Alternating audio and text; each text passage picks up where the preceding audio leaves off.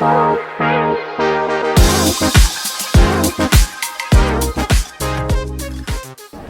course, what I'm interested to listen to is the President's narrative around growth of the economy, and also how he's going to deal with transformation issues. I think we know that our country is still one of the most unequal in the world. So it's going to be very interesting to see how he deals with those questions in his speech. The South African economy is in desperate need of a reset. It needs to focus itself on growth. It needs to be more inclusive to create the requisite jobs. And so today we can debate many things. We can debate ideology, we can debate GNU, we can debate many of those aspects. When it's said and done, it needs to be a clear and a decisive action about where the jobs are going to come from. How do we fund for economic growth? How do we ensure that our children are educated? How do we keep citizens safe? And how do we hold the government to account? That's the only questions on the table.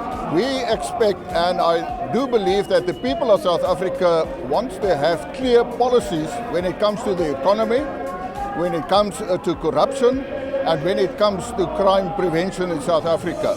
But I say there is an obligation on all members of cabinet, including myself, to ensure that it is not only policies in theory and on paper.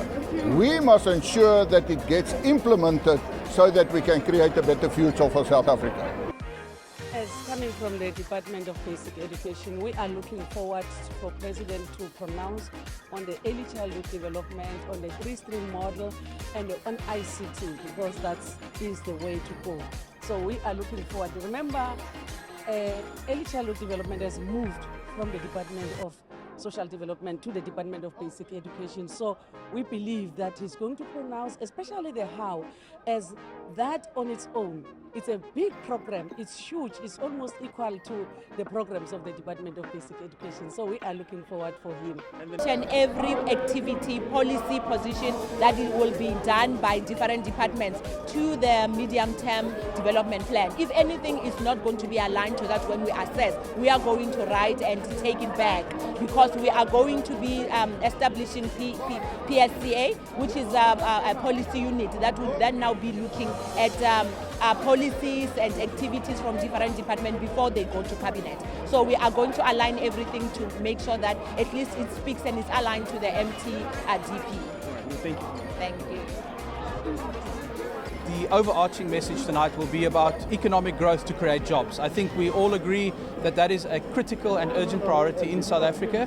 We've had a very successful Lekgotla over the weekend, and I think that was one of the major themes that came out of that, was to make sure how do we use our different departments, different parts of government to accelerate economic growth. I think Operation Vulindlela is going to be an important part of that.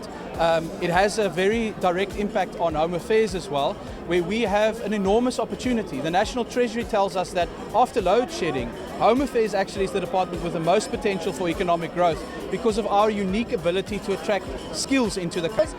For us is to maximize the access to justice that is enshrined in a constitution for the people of South Africa, particularly the vulnerable, elderly, children, women who face the scourge of crime outside became our responsibility. So I'm expecting President to say to the people of South Africa, love one another, embrace the ethos of Ubuntu and take care.